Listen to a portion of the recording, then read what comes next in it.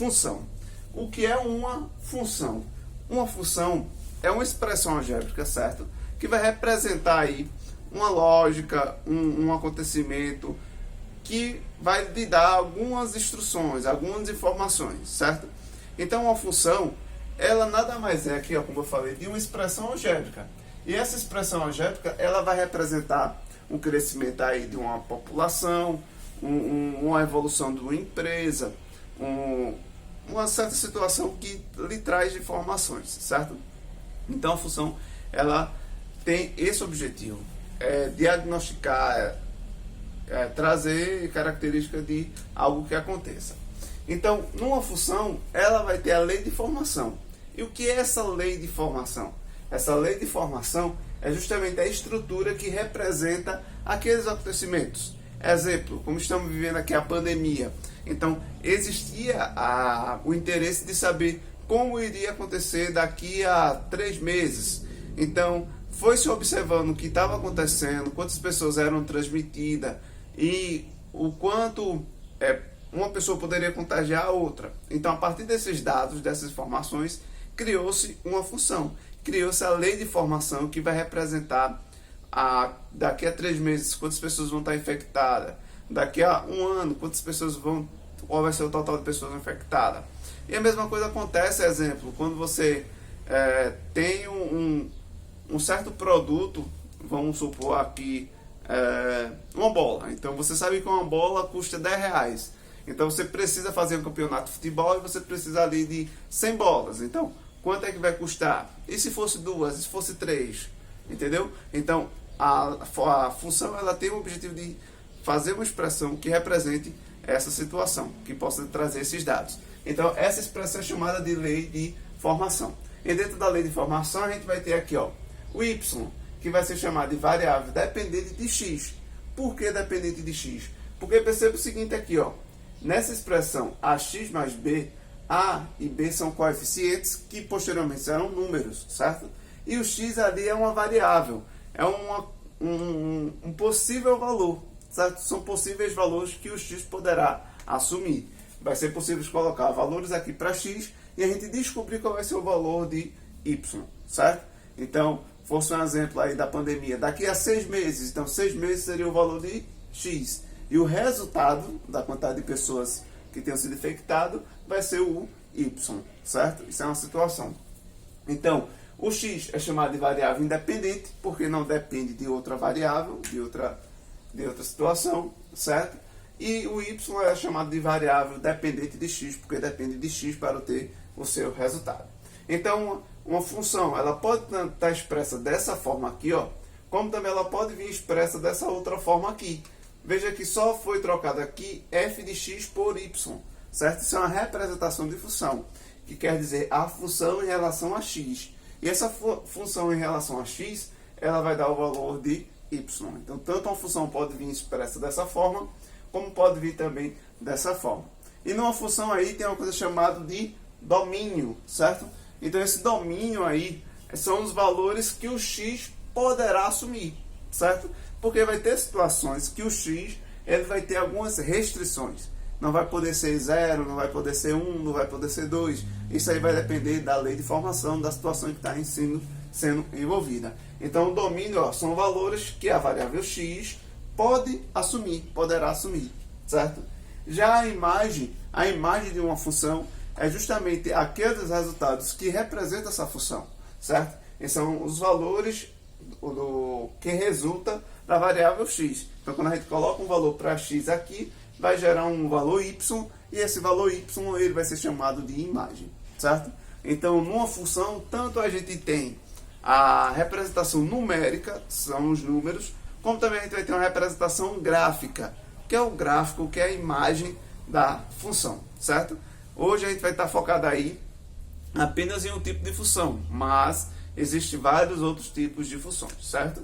Então, interessante é saber que uma função, ela representa uma situação, ela tem sua lei de formação, que é a estrutura algébrica, que também pode ser representada dessa forma, o seu domínio, que é o valor de x, que ele poderá assumir, e sua imagem, que é o valor que representa a função, que é o resultado da variável x, certo? Então, essa é informação para qualquer tipo de função. Já aqui, a gente vai falar especialmente da função afim. A função afim é uma função do primeiro grau, certo? Que representa situações em que a expressão algébrica ela é do primeiro grau. E a gente viu que uma função, uma equação ou uma expressão algébrica, para que ela seja do primeiro grau, isso quer dizer que a incógnita ou a variável ela tem que ser elevado a 1. E é o que acontece aqui, ó. Essa daqui é a estrutura, é a lei de formação da função afim. E perceba que o x aqui está elevado a 1. Se não tem nada, é porque ele está elevado a 1. Então isso quer dizer que é uma expressão do primeiro grau. Ou seja, vai ser uma função do primeiro grau, certo? E essa função do primeiro grau, que tem essa estrutura, ela é chamada de função afim, certo? É importante observar que o a ele tem que ser diferente de zero, né? Porque se o a aqui for diferente, se o a for igual a zero, essa parte se elimina. Então ficava só com o valor ali de b, que aí vai ser uma outra função que a gente também vai discutir logo após. Então, pessoal, eu trouxe aqui alguns exemplos de função, certo? Ó, y igual a 2x mais 1, onde 2 aqui é o a, ó, que eu disse a vocês que esse a e b são valores que vão ser substituídos. Então, esse y está dependendo do x aqui, ó, porque se eu coloco esse x valendo 1, o y vai dar o resultado. Se eu coloco esse x aqui valendo 3, o y já vai ter outro resultado. Beleza? Então, eu coloquei essa outra função aqui, ó, que você pode perceber que não tem a parte do b aqui, ó. Isso quer dizer que o b é igual a zero, certo? Então, é também uma função do primeiro grau, sem nenhum problema, certo? Uma outra função e uma outra função, beleza? Aí temos um outro detalhe que é o seguinte, ó. Quando a gente tem o a diferente de zero, ela vai ser uma função afim, mas que também vai ser conhecida, vai ser chamada por função linear. Isso porque, quando a gente for fazer aí as construções gráficas de uma função, a gente vai observar que a função afim, ou a função do primeiro grau, o seu gráfico será uma reta, beleza? Então, agora eu vou só apagar aqui rapidinho e vou mostrar aí alguns exemplos e representações numéricas de uma função e a representação gráfica também dessa função, beleza? Só um minutinho. Então, pessoal, voltando aqui, ó, como eu disse a vocês, eu vou fazer aqui a representação numérica, certo? Eu trouxe aqui essa função, ó, y igual a 2x mais 1, ou que pode ser escrito também dessa forma aqui, ó, f de x igual a 2x mais 1, sabendo que f de x é a mesma coisa que y, certo? Eu particularmente gosto sempre de utilizar dessa forma escrita aqui. Então, a partir de agora eu vou começar a utilizar, escrevendo a função dessa fórmula, beleza? É só você saber aí identificar que f de x é o resultado de y, certo? Então vamos lá, ó, como eu disse a vocês, os valores de x é chamado de domínio, né? Então eu vou colocar aqui só para relembrar. Então é o domínio da função. E os valores que vão resultar de y vai ser chamado de imagem, certo? Imagem. Aí vamos lá, para esses valores de x, você pode observar aqui que nessa lei de formação não há nenhuma restrição para o x, a não ser que tenha alguma situação envolvendo, certo? Então, da forma que está aqui, eu não coloquei nenhuma restrição. Essa lei de formação eu poderia expressar aí algum acontecimento, compras, aumento de uma população, aumento de uma produção de uma empresa, certo? Mas aqui eu não coloquei nenhuma situação, eu quero só que vocês entendam a lógica da estrutura de uma função. Então, vê, eu vou atribuir valores aí para x. Então, eu vou dizer que x vai ser 0, x vai ser 1, 2, 3 e 4. Então, veja, estou colocando valores para x, certo? E aí eu vou ver qual vai ser o resultado quando eu colocar valor para x. Então, vê como eu vou escrever. Então, eu vou dizer aqui, ó, porque eu vou utilizar essa estrutura, né? Ó, f de x. Só que o f de x vai ser substituído por esses valores. Então, onde tem x, eu vou trocar por 0, que é o primeiro valor aqui, ó. Certo? Então, vai ser, ó, f de 0. Vai ser igual a 2. Como está juntinho, está multiplicando, então vai ser 2 vezes 0 mais 1. Não é? Então, aqui a gente vai resolver para qual vai ser a resposta. Como a gente tem aqui uma multiplicação e uma soma, primeiro se resolve multiplicação. Então, ó, 2 vezes 0 dá 0. 0 mais 1 vai dar 1. Então, a gente descobriu, ó, que quando o x for 0, o y vai ser 1. Beleza? Vamos ver aqui para x igual a 1. Ó, então vai ser o quê? F de 1, né? É onde tem x, eu vou colocar 1. 2 vezes 1 mais 1. Primeiro resolve multiplicação. Ó, 2 vezes 1 dá 2. 2 mais 1, 3. Então, ó, quando o x for 1, o y vai ser 3. Vamos lá para y igual a 2. Então, vai ser o f de 2. Então, vai ser, ó, 2 vezes o x, que é 2, mais 1. 2 vezes 2, 4. 4 mais 1, 5. Agora, para o f de 3, ó. F de 3 vai ser 2 vezes 3, mais 1. Perceba que esse 1 aqui ele não se altera, porque ele não depende de x, né? Ele é o valor fixo da função. Então, 2 vezes 3 dá 6. 6 mais 1, 7. E agora o f de 4. F de 4 é 2 vezes 4 mais 1. 2 vezes 4 dá 8. 8 mais 1, 9. Ah, professor, só poderia ser esses valores? Não. Foi valores que eu escolhi. Eu poderia ter escolhido 100, 200, poderia ser qualquer valor. Certo? Então, aqui a gente já tem uma associação. Ó. Essa é a representação numérica de uma função. Eu poderia até colocar aqui, ó.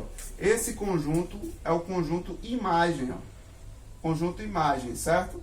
Que é representado aqui, ó, por 1, 3, 5 e 7 e 9. Certo? Este aqui são os valores do conjunto imagem dessa função. Eu poderia dizer aí que seria o resultado, exemplo, de uma produção, né? No mês 0, iniciou o mês 0, né? Então a produção foi de uma única peça, de uma indústria. Então passou-se um mês, então no mês 1, a produção já foi de 3, a produção depois foi de 5, de 7, de 9. Então essa representação da imagem é o que representa a função, beleza? Então temos aqui a representação numérica. Ah, professor, e como é que vai ser a representação gráfica? A representação gráfica a gente vai se utilizar daquela estrutura do plano cartesiano, certo? E aí vai ser necessário os pares ordenados. Então eu vou construir aqui, ó, o par ordenado. E o que é o par ordenado? Para quem não lembra, ó, era porque a gente vai ter aqui o plano cartesiano, né? Ó, o plano cartesiano, onde aqui são os valores de x, aqui são os valores de y, né? E para que a gente possa representar qualquer coisa no plano cartesiano, a gente tem que ter o par ordenado. E o par ordenado, ele depende do valor de x e ele depende do valor de y. Para quem não lembra, né? O par ordenado, ele depende do valor de x e depende do valor de y. Então, percebe o seguinte, ó. Aqui eu tenho um valor de x e aqui também eu tenho um valor de y. Então, eu posso dizer aqui que esse primeiro par ordenado, ó, é x igual a 0 e y igual a 1. Deixa eu só apagar aqui. Ó, e posso dizer aqui que esse outro par ordenado aqui, ó, é x igual a 1 e y igual a 3. Tem outro par ordenado aqui, ó, x igual a 2 e y igual a 5, que foi o resultado, né? Tem outro par ordenado aqui, ó, que foi x igual a 3 e y igual a 7. E o outro par ordenado aqui, ó, x igual a 4 e y igual a 9. Então, perceba o seguinte, aqui eu tenho 4 par ordenados, né? 4 não, 5, ó. 1, 2, 3, 4, 5. Tenho 5 pares ordenados. E a partir desses pares aqui ordenados, que dão a ordem ali no plano cartesiano, eu vou poder construir o gráfico dessa função. Como? Vê só. Eu vou colocar aqui sem necessariamente estar certinho, certo? Para não perder muito tempo. Então eu vou dizer o seguinte aqui, ó. O x0 ele está onde? O x0 ele está aqui no meio, né? Na origem do plano cartesiano. Mas aí eu vou precisar do 1 de y. Então eu vou dizer que esse 1 está aproximadamente aqui. Então vê, x0 e y1 vai ser esse ponto aqui, ó. Porque o x é 0 e o y vale 1. Aí eu tenho esse outro ponto aqui, ó. x1 e y 3, né? Para quem não lembra, aqui é x, aqui é y. Então vou dizer que o 1 está aqui, ó. Aqui seja o 1. E o y3 seja aqui, aproximadamente, certo? Então vou fazer o encontro desse par ordenado, ó. x3 e x1 e y3. Ele se encontra nesse ponto aqui, ó. Então a gente já temos dois pontos. Tem um primeiro ponto e o segundo. Vamos para esse segundo ponto aqui, ó. Vou supor que o x esteja aqui. E o 5 vai estar aqui em cima. E aí eu vou encontrar, ó. Marquei outro ponto aqui, ó. Beleza? Então já tenho 3 pontos ali. Vou para esse quarto ponto aqui, ó. x3 e y7. Vou dizer que o 7 está aqui. Então, ó, sobe aqui o 3 para encontrar com o 7, para marcar um outro número. Beleza? E vou para esse último ponto aqui, ó. x4 e y9. Então, suba aqui o 4, ó. Aí. E encontro o ponto aqui, ó. Beleza? Aí perceba o seguinte, ó. Tenho aqui 5 pontos. Esses 5 pontos são a representação numérica da função. Mas se eu unir esses pontos, ele vai ser gerado aí um gráfico. Então veja, quando eu unir esses pontos aqui, ó, não ficou tão perfeito, né? Mas dá para perceber que ele forma uma reta, não é? Então, a gente temos aqui a representação numérica, certo? Que era daquela forma que eu tinha escrito aqui, ó. A imagem, né? Que era 1, 3, 5, 7 e 9. E temos aqui a representação gráfica. Então, tem uma representação aqui gráfica, certo? A representação numérica, que é os números que representam a função, e tem a representação gráfica de uma função afim, que aí no caso é uma reta. Então sempre que for a equação de uma função do primeiro grau, sempre será uma reta, beleza? Nesse caso também, sempre que for uma função afim, será uma representação gráfica de uma reta. Essa reta, ela tanto pode estar assim, ó, crescente, como ela também pode estar decrescente. E aí, depois a gente vai ver também a situação que ela é constante. Beleza? Então essa parte inicial aqui é para me mostrar como é que a gente consegue uma equação, consegue a substituição dos valores e gerar um par ordenado, para a gente poder encontrar a sua representação gráfica. Beleza, pessoal? Vou encerrar por hoje, o vídeo já está ficando um pouco longo, né? E nas próximas aulas a gente dá continuidade fazendo mais aulas dessa ideia de função, beleza? Qualquer coisa, fala comigo, manda mensagem aí no WhatsApp e não deixa de fazer as atividades, beleza? Tchau, tchau e até mais.